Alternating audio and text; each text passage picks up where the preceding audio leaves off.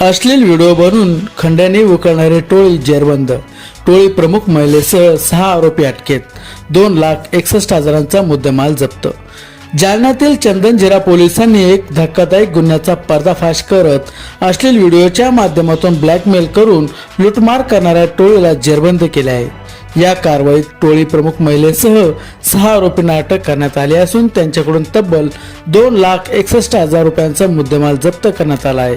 मिळालेल्या माहितीनुसार 20 जून रोजी रात्री नवीन मोंढा रोड परिसरात एका बोलेरो कार चालकाला अडवून आरोपींनी जबरदस्तीने त्याच्याच वाहनात कोंबले। त्यानंतर त्याला ड्रायपोर्ट परिसरात नेऊन बेदम मारहाण करण्यात आली।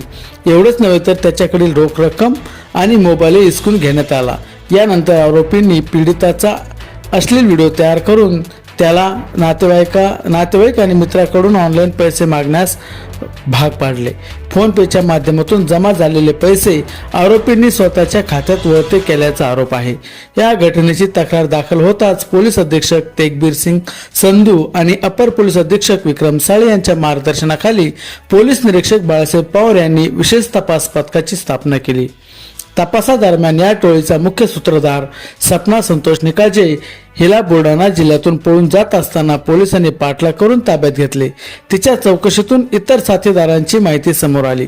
त्यानंतर जालना शहरातील विविध भागात छापेमारी करून इतर आरोपींनाही अटक करण्यात आली आहे। या कारवाईमुळे अश्लील व्हिडिओच्या आधारे ब्लॅकमेलिंग आणि खंडणी उकळणाऱ्या रॅकेटचा पर्दाफाश झाला असून नागरिकांनी चंदनझिरा पोलिसांच्या कारवाईचे स्वागत केले आहे। या प्रकरणात तुमचे मत काय? अशा गुन्हेगारांना कोणती शिक्षा व्हावी कमेंटमध्ये नक्की सांगा।